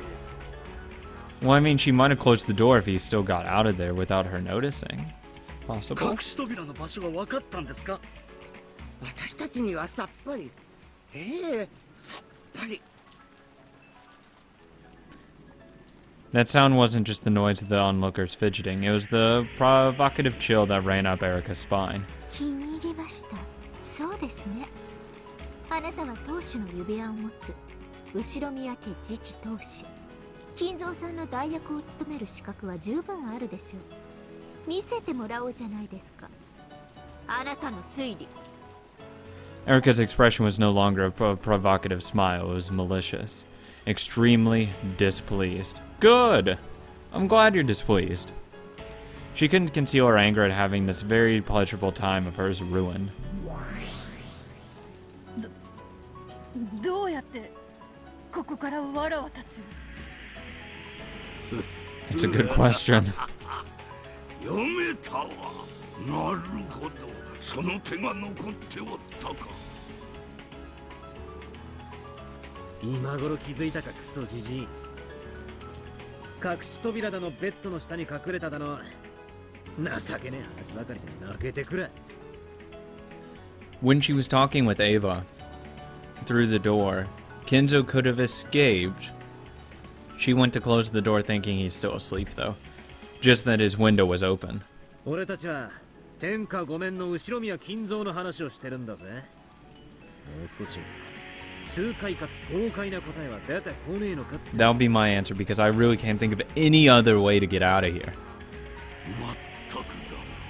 自らのこととはいえ、私にも思いつけなかったとは情けない。Or Ava just didn't notice Kenzo leaving the door right after Natsui. そして我が血族がこれだけ揃い、私を理解しているのが6年を経て帰ったバトラだけというのも情けない。 Which I'm sorry is not a good excuse. バトラ、私の代役であるぞ。無様な真似は見せるな。おうじじい、後ろ宮家当主の貫禄ってやつを客どもに教えてやるぜ。何をなさるおつもりですか、お父様。ナツキ、ベアトリーチェ、見ているがいい。後ろ宮家当主とはどういうものか教えてやる。バトラメ、何をしてみせるつもりやら。何もできるわけがないです。この部屋は完全な密室なんですから。 Are you sure about that? 夏代おばさん、こっちへ来てくれ。そして今から話す通りに動いてくれ。Battler called Natsui over to the window and whispered something to her with his back towards the ミス other. ドラノール、万が一はありませんよね。この部屋から金蔵と魔女を取り逃すようなことはありえませんよね。 Sure. 無論です。ガートルード、コーネリア。 Gertrude and Cornelia? Really? Fucking Gertrude? When was... Oh god, that's such... Is anyone even named that anymore? そして A 主体。密室の封印は完璧か、今一度確認するのです。 Double check. Not just single check. Double it. 近景 Make doubly 謹 sure. んで申し上げ立てまつる。我らの結界は完璧なりえ。 Oh, you say that, but I think it's about to get blown the hell open. 近景、隠し扉はなく、扉からも窓からも逃れることかなわず。A 主体はバトラが結界を破りしとき、躊躇なく矢を放ちたまえ。シエスタ隊、両バトラ様、お覚悟を。この部屋から脱出なんて不可能です。でもあいつはやるに。どうやって？根拠がなくてもやり遂げると確信できる。それが後ろ宮の当主ってもんに。ですが、見せてもらいましょうか。ええ、リーチェの対戦相手の貫禄ってやつをね。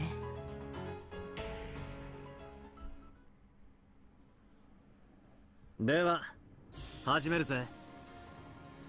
Everyone nodded and watched Battler's every move. じい様である俺は、こうしてベッドで横になり、夏日おばさんの一日の報告とやらに相槌を打っていた。 Battler lay down on the bed himself. As if it still mattered now, Erica grumbled about disturbing the crime scene, but no one listened to her. そして、俺は返事をしなくなり、まあどうせ、長話に飽きて寝たふりでもしたんだろうぜ。貴様は分かっておる。私はお父様がお休みになったのを見届け、黙礼してから立ち去ります。 Natsui lowered her head to Battler, who was still lying on the bed, and turned around. Then she started wandering around as though doing an inspection of the room. 夏日おばさんは、じい様の就寝を見届けた後、室内のチェックをしてから退出するそうだ。もちろん、シャノンちゃんたちに毎日掃除をさせてるんだが、それでも、おばさんは細かくチェックしているわけだ。埃が落ちてないかどうか。消耗品は切れてないかどうか。はい、大切な当主様の部屋ですから使用人任せにせず自らでも細かくチェックしています。これは必ず行っていることです。そうです。奥様は普段からとても丁寧にチェックしています。チェックは細かく、水場の消耗品一つ一つにまで及びます。つまりよくテレビドラマで見るような窓辺の埃だけじゃねえ。水場の洗剤の残量やトイレのトイレットペーパーの残数さえ見て毎日でなくてもいいだろうに、まめなことさ。それが日課です。一日たりとも当主様のお部屋のチェックに気の緩みがあってはなりません。それが何だって言うんですか。もったいぶるのも大概にしてください。もったいぶるのは探偵の特権でしょ。探偵はこの私。 Don't blow your stack over there. こうして書斎にいればわかるだろうが、書斎という名で呼んではいるが、ここはもはや屋敷の中に存在するセカンドハウスと言ってもいい。寝室があり、書斎があり、水場があり、トイレも風呂もある。つまり一つの部屋じゃない、一つの家と言っていい。書斎内の構造説明感謝です。しかしそのどこかに隠れるという手はすでに破られていま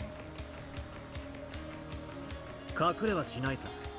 だが資格はいくらでもあるはずだ。例えば夏日おばさんがトイレットペーパーの数を調べにトイレに入ってる間、夏日おばさんから書斎のほぼ全ての資格となる。つまり書斎のほぼ全域から観測者が消えたわけだ。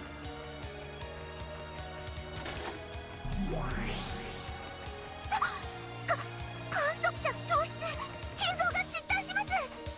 金系、書斎内に魔女の闇が充満せしこと申し上げたてまって。よいぞ、闇の力が満ちてきた。観測者が夏日がいなくなったからなんだと。それでじいさまはようやく小うるさい夏日おばさんが姿を消したので起き上がる。どうして？ Because he didn't want to be there. Who cares? このようなイカれた夜にイカれた天気の夜空をめでることに勝る酒の魚はないわ。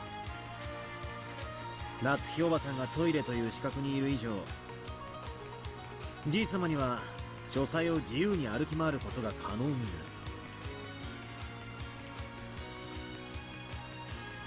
It was possible for him to move without Natsui's knowledge. It was possible for him to move without contradicting what Natsui knew. 警告、バトラが書斎扉に接近するであります。金系、書斎扉のロック解除時には騒音が鳴り響くものなりや、夏日に不審に思われずして扉より出ることかなわぬと知りたまえ。 Okay, that's why there's a window. Because Battler had acted as though he was heading for the door, Gertrude, who was sealing the door, immediately sent out a warning. Maybe it was possible for him to leave the study while in Natsui's blind spot, however. そうよ、音よ。オートロックの解除には大きな音がするのを私たちは知っているわ。書斎内の死角に夏日がいたとしても、オートロックを解除する時のあの大きな音は聞き逃さない。不審に思わないはずがない。金系、夏日は扉の開く音、在室中に聞くことはなかりけりこと申し上げたてまつる。The washroom and toilet are very close to the door.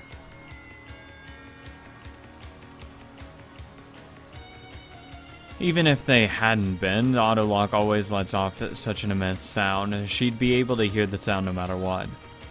Now that Natoi had spoken with Erica and others about the details of the previous night, she made it quite clear that nothing out of the ordinary had occurred.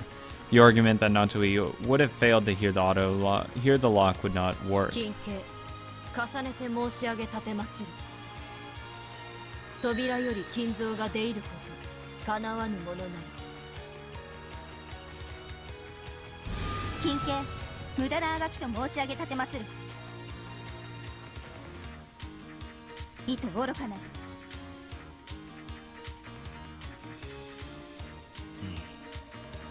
確かに破れねえな。扉の姉ちゃんも赤。だが窓のあんたはどうだ。 There you go.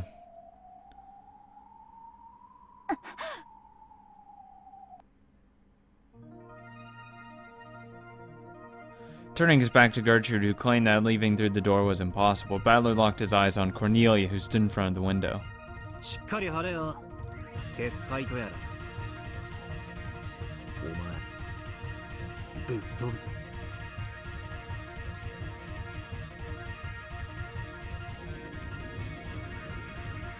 By now, Battler's target was clear.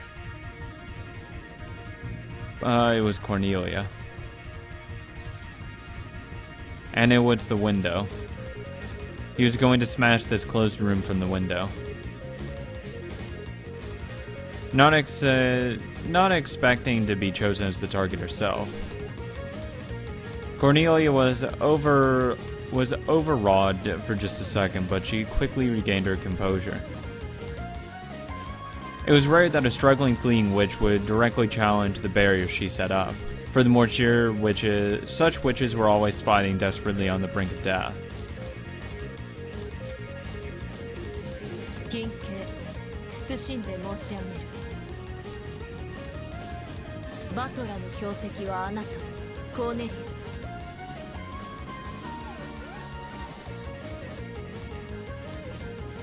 注意申し上げるものなり。 意図愚かなり。神、この愚かなる子羊を憐れみたまえ。羊じゃね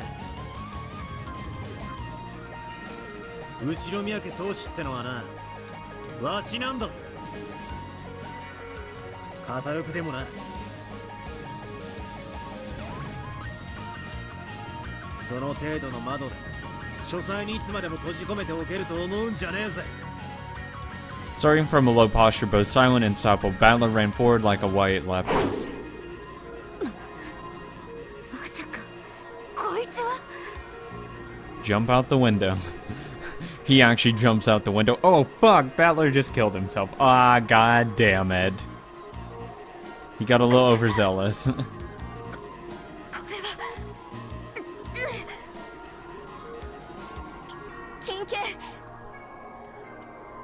我が赤が破れる道理はなし。そなたの望み叶うことなしと知りたまえ。 Cornelia thrust out both her arms and made a sign. When she did, a red barrier closed in front of Battler. 無駄と申し上げ立てまつる。後ろ宮バトラ。 I will run through your barrier. 金家、我が窓は内より閉ざされ、また夏日が金蔵を逃したることもなし。 If she didn't know he escaped. 夏日おばさんがじい様を逃がしたんじゃねえ。じい様。 夏日おばさんに隠れて自ら抜け出したとしたら、どうして窓から自分で出るんですか、金蔵が。このイカれた晩に雨天へ飛び出すくらい。このイカれた晩に雨天へ飛び出すくらい。でもここ3階ですよ。ありえません。 Fucking Kinzo's a fucking maniac. He would do anything. そうなったとて階段を降りるとき一段くらい飛ばすこともあるであろう。金蔵なら3階くらいは。やりかねませんな。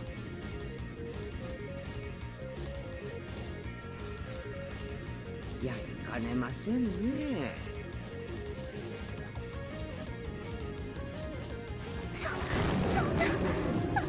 バカな。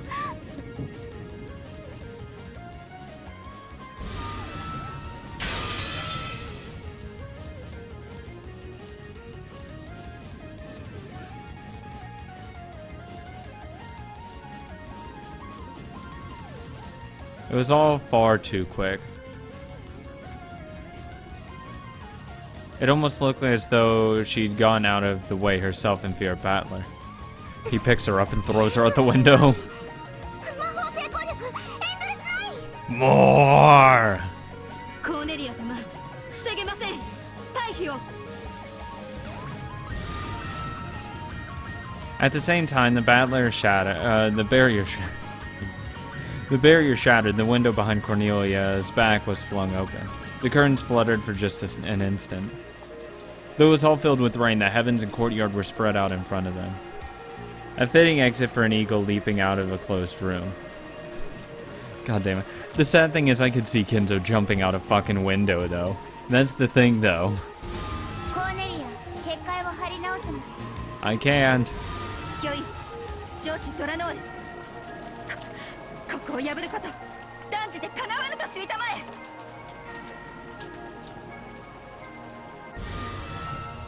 Cornelia quickly came back to her senses and set up another red barrier. However, this was the last one. 金系、慎んで申し上げ立てまつる。なれば、金蔵の窓よりの脱出を仮に認めようぞ。ならば、外より閉められぬ窓の施錠はいかようにしたのか。窓は内側より施錠されていた。 ダメだな。ああ、全然ダメだ。 Ginzo and Battler grinned. She thought this feeble red could block the charge of Battler and Ginzo, the two family heads. じい様が窓より飛び出した後、夏日おばさんはちょっとした隙間風に気づいただろうさ。そして窓辺に近づき、窓が開きっぱなしになっていたことに気づき、慌てて閉めて施錠したんだ。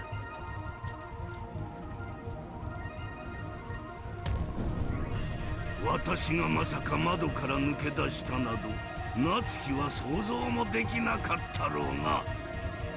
ああ、だから夏日おばさん、じい様はベッドで寝ていると思ったのは当然のことなんだ。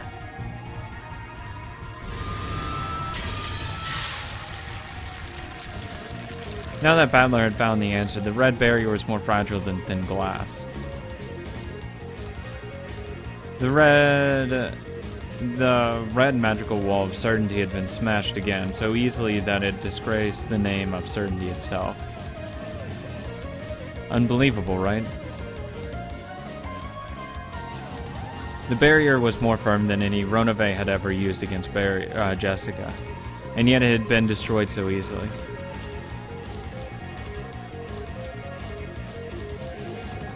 Though Battler was rushing fiercely and had almost reached Cornelia, she didn't step aside and get it the fuck out of the way. Her steel spirit, worthy of their name, didn't allow her to step aside. She took a charm out of her pocket and placed it against the thin air and made a sign. Though not red, but blue burned there. Though it was far more fragile than the red barrier, it was her last method of resistance.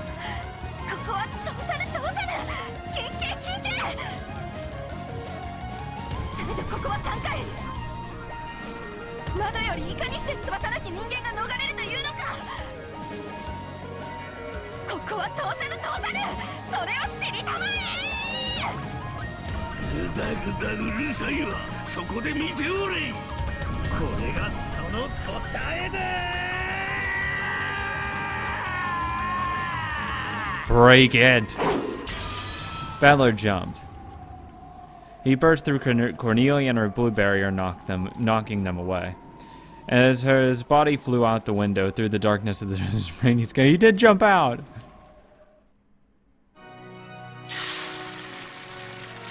No, he didn't. Sad.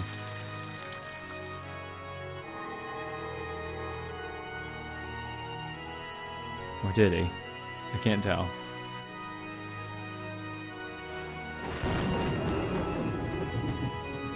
The fragments of the blue barrier scattered, coloring the air beautifully. The closed room had been smashed open. Battler flew out of the mansion. He did jump out. Okay, rip Battler. You were good. He was in the sky above the rainy courtyard. All the raindrops became small round gems and were scattered through the air. Battler flew through the treasure box world of the beautiful stormy sky, though the countless gems of rain had filled it.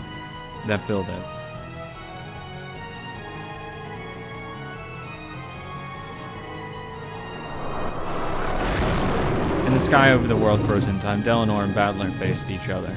I really wish that in the real world, Battler just jumped out the window. If Battler, who had smashed and flown out of the window, was like a knight leaping off a white horse, then Delanor, who floated in the air waiting for him, was also a knight. In the air above the courtyard, surrounded by the Ushirumiya mansion, frozen in time, the true new head of the Ushirumiya family and disciple of heaven would test him cross past. 見事です。たとえあなたが中庭に落ち生きようが死のうが、金蔵に密室が打ち破れたことに変わりはない。命を捨てて飛んだあなたこそ殉教者。よくぞ我らの密室結界を打ち破ってみせました。あっぱれです。後ろ宮バトラー。されど我こそは史跡異端審問官ドラノル・エノックス。みすみすと逃すことはできません。最後に我がたちにあなたと交える栄誉を与えたまえ。ああ、歓迎してやら。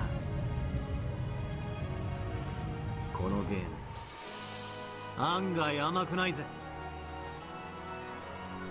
In this world where the gems of rain fell slowly like large snowflakes on a snowy field, Delanor and Battler slowly crossed paths.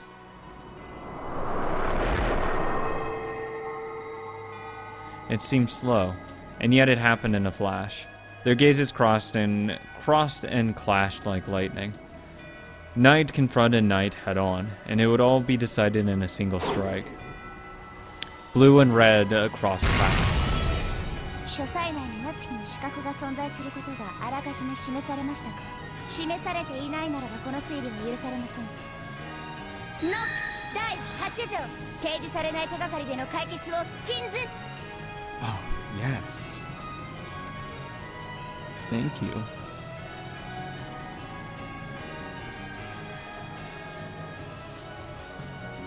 Interesting.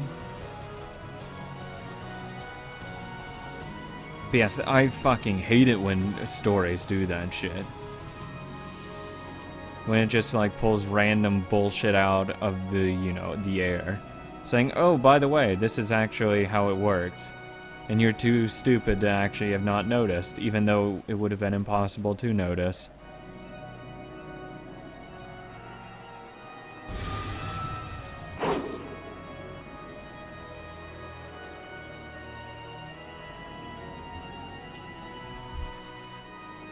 Delanor's double strike with both blue and red blades reached out to slice Battler and missed. Those long swords which had never lost in 100 battles cut through empty air. Missed.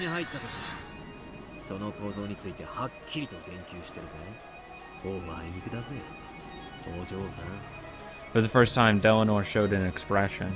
It was a sudden smile. She had known since long ago that the study structure had been referred to, but she couldn't let him escape without making a single strike.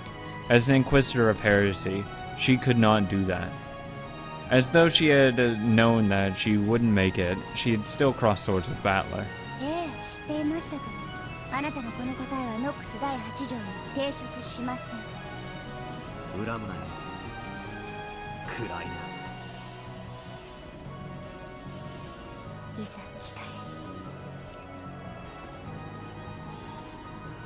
In Battler's hand was a blade that shone red. That blade etched out of red truth.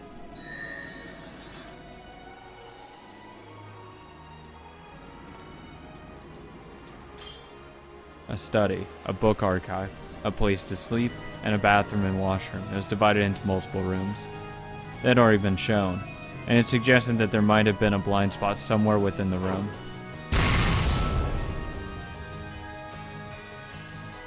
Without any mercy, no, without any reluctance, that would have been dishonorable.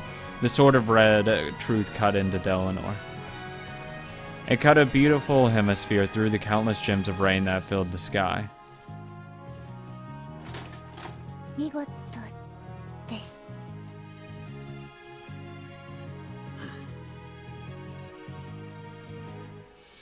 Time exploded into life.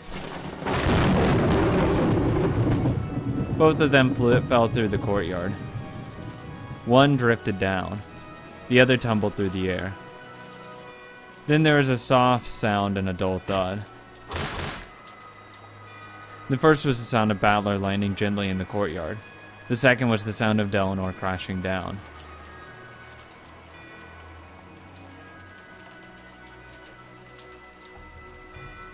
After crouching down for a while, Battler slowly stood up.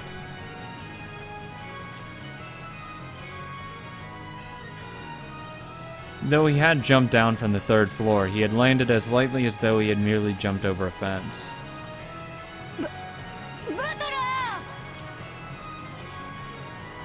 Beato leaped out of the study window, looking to see if the supposedly wingless Battler had landed safely. How cute.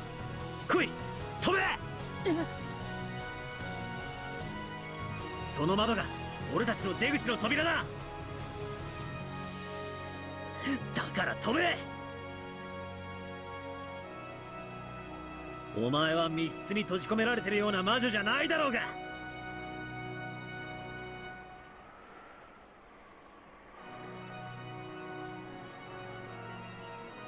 The study was no longer a closed room. She could jump from here, escape from here.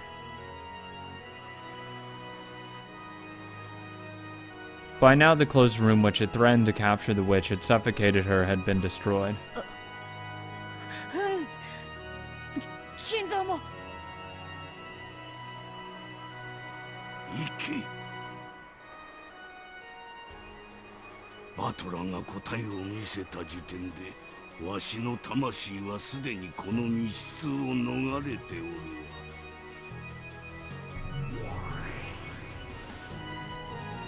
Kinzo's form became a group of gold butterflies and disappeared.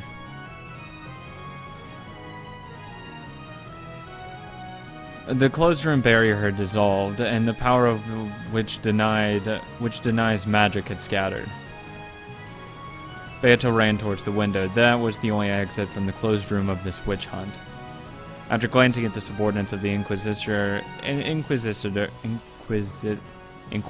fuck, I've been saying it fine this entire time, of heresy and the Chichester sisters, she readied her wound-covered body and ran towards the window just like Battler had done. She looked like Cinderella running as she heard the bell toll.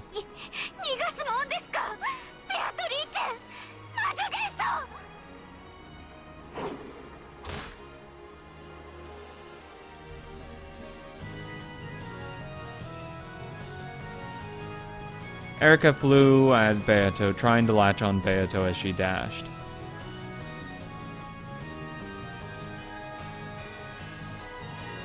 But it was like trying to catch smoke, and she landed face first on the floor. There is no way a human can catch a witch. For one such as her, without love, even touching Beato was impossible.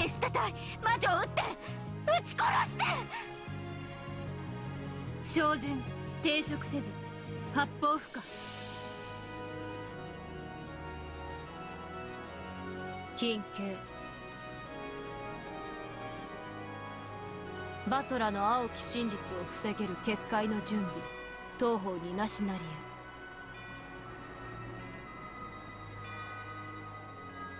え。Both Chichester 00 and Gertrude spoke with unbelievably calm voices. 誰にも止められないの。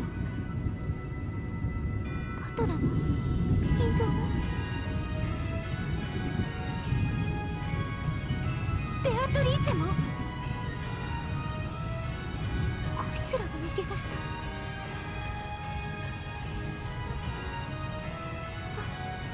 私の密室が推理がこの探偵フルドエリカが You okay there? How's it going?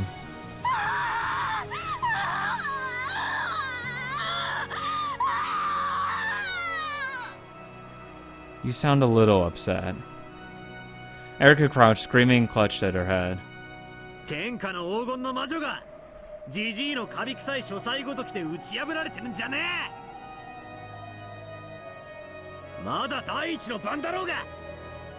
新参どもにお前のゲームが甘くないってことを思い知らせてやれ。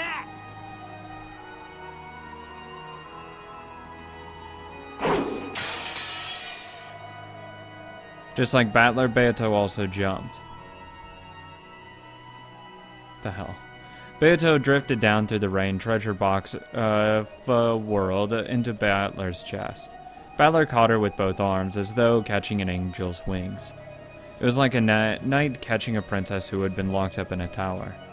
Like a beautiful picture of a scene from some fairy tale. やっばい惚れたわ。後ろ宮家の当主ってこういうやつらばっかなの？後宮金蔵の破天荒を記せば書斎の魔導書の数に負けぬ長い波乱の物語が書けるでしょうな。その次の当主の物語も記す価値が大いにありそうだ。いえいえ、もう記しておりますとも。それはもう長い長い物語。 That's true, it is a very long tale.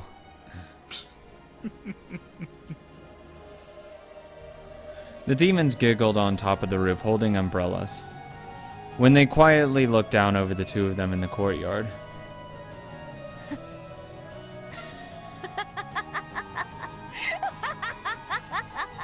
How's it going? お前やるな。 You know it. お前のゲームで何回鍛えられたと思ってんだよ。 In shock, Beato actually praised Battler as he held her in his arms. Battler laughed in his usual carefree way. こんなことがありえない。ありえない。 If it's impossible, why don't you solve it? Erica looked down from the window and clutched her teeth, still clutching at her head. Still holding Beato in his arms. And Battler grinned back. Erika. 何ですか? I'm still confused. Did he actually jump out the window or not? There's a really big blend of magic and non-magic. 黄金の魔女の謎はお前にはくれてやらねえ。俺が解く。こいつはな、俺たち二人の謎なんだ。ま、ベアト。 Because I'm really hoping he actually jumped out the window. Because that would make this story so much better. Because I just want to see the timeline where Battler jumps out the window and breaks all of his bones. And saying, it's still possible. わらわの謎はそう。 Damn right it's mine. So? When Battler laughed evilly, Beato's face turned uncharacteristically red. But even so, she spoke while laughing loudly. わらわの謎はそなただけのものだ。後ろ宮バトラー。 Good. 他の誰にも解かせてはやらぬ。 I wouldn't want it any other way. こいつめ、ふざけたこと言いやがって。 Battler snorted, amused that Beato had said something so unlike her. And still holding Beato in his arms, he spun around in a kind of waltz. The falling gems of rain celebrated their overcoming of this trial. 3階の窓から飛び降りて、無事飛び降りて密室を脱出。ふざけてます。こんなの If it's so insane, disprove it! You intellectual rapist. If Battler had at least been seriously injured and writhing in the mud, Erica might still have had some ground to stand on. She might have been able to claim that Kenzo couldn't have jumped down with his old body and gotten away unscathed. However, Battler stood calmly in the courtyard, looking up at Erica with the dignity of the victor.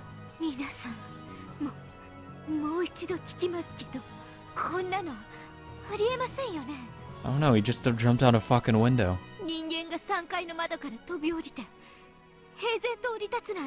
Fucking crazy, am I right?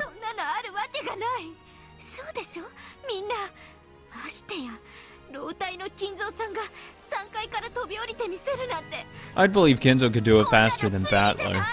I mean, come on, he's insane. Erica tried to get everyone's agreement and somehow turn things around, but their response were no different from how they had been a short while ago.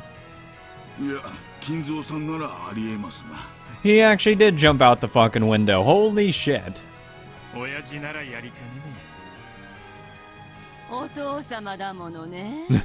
Oh my god. So they're following the same line of reasoning as me. The fact that Battler can do it says a lot more than if Kenzo could. If Battler broke all of his bones, I would still believe Kenzo could do it, because it would be like, yeah, he's fine. Kenzo's fucking insane.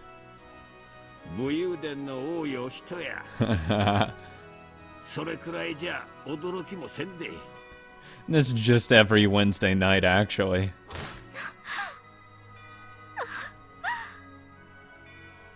You never got to know Kenzo. He's fucking crazy.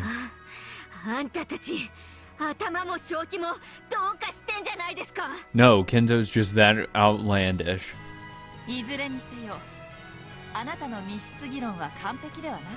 Yeah, if you were such a good detective, you wouldn't have allowed that to slip through.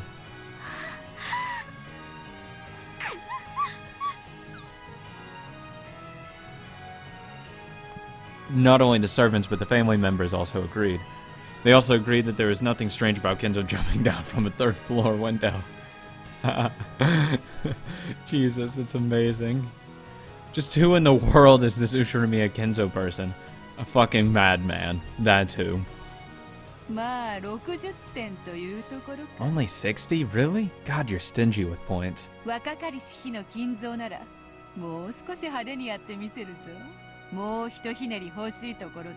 Fucking 40 points off? God. Come on. Can't give me a little curve? Just a little.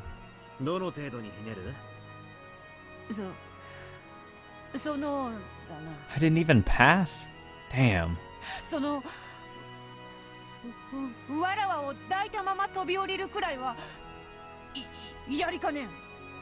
It's your fault for not offering to get in there.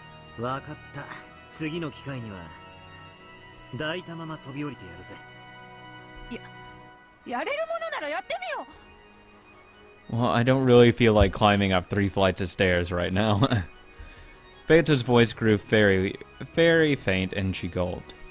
Then her body suddenly became a group of gold butterflies and crumbled away.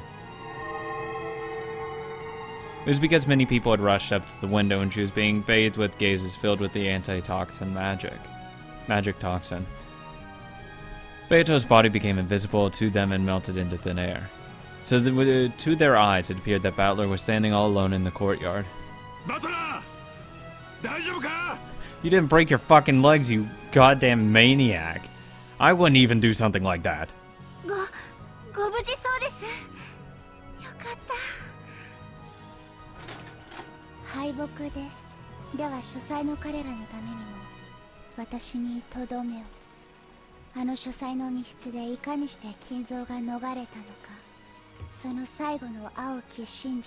Kenzo jumped out the motherfucking window, and Natsui closed the window after him.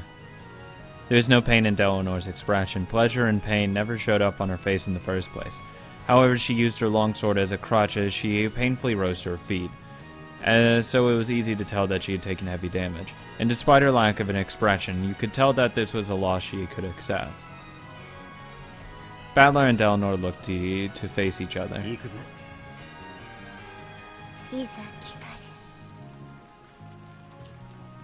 As though readying herself, Delnor quietly closed her eyes, but she still stood tall and maintained her air of dignity. これが俺の青き真実だ。 The blue power gathered. Balor slowly approached Eleanor. Then he faced the rainy sky and yelled out the blue truth. 後宮金蔵は夏日おばさんの目を盗み、窓より書斎を脱出した。夏日おばさんはそれに気づかず、窓を施錠したんだ。 This line of reasoning is not acceptable and not okay from Erica. これで夏日おばさんが23時、じい様の就寝を見届け、扉のレシート封印と窓の内側からの施錠を矛盾させずに、じい様は書斎を脱出できる。実際に脱出可能であることは、この俺が実証した通り。以上で戦いを決着する。 The blue wedge flashed through the courtyard along with a blue bolt of lightning, and roared down towards Delnor's forehead as she stared up at the sky.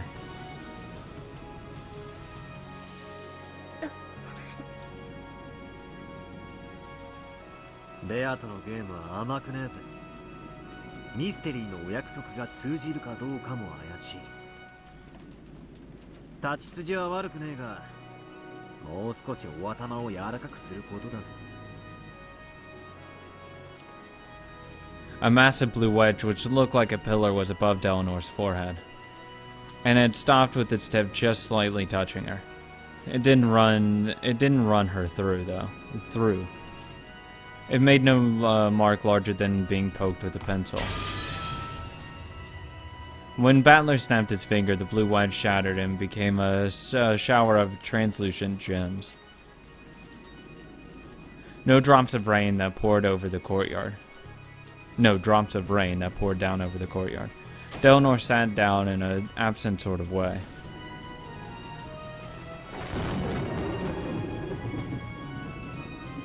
Amidst the thunder and rain, the successor to the Ushirimiya family faced the people staring down from the study and spread his arms wide. ようこそ、俺とベアとのゲーム。歓迎するぜ、ウルドエリカ。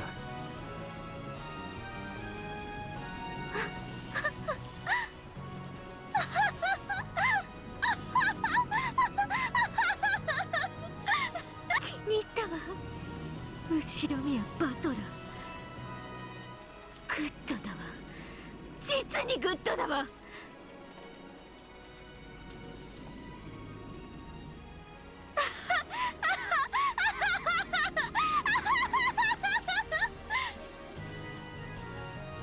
食らい尽くしている。魔女の謎とやらをね、腹渡の奥の奥まで生きながらにね。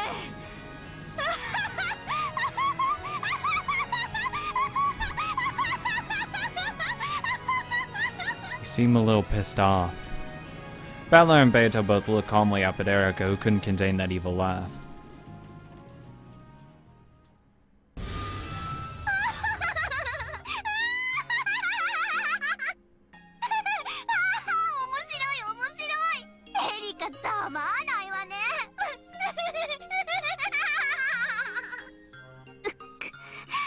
Get fucked, Erica.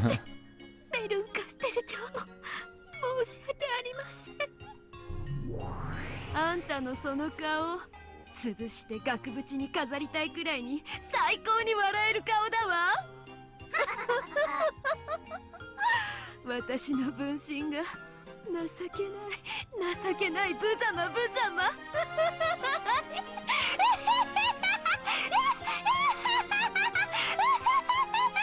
Wouldn't that imply that you're pathetic and lame as well? Bathed in the sneers of Byrne, the being who was like a mother to her, Erica was so ashamed that it looked as though she'd chew her lower lip to pieces.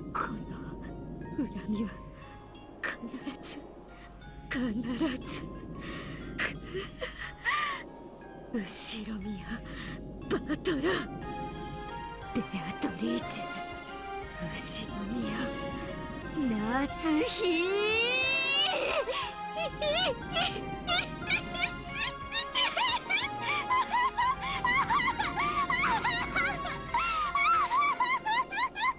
I think she's broken. この謎は俺たちの謎だ。誰にも邪魔はさせねえぜ。ベアトリチェ。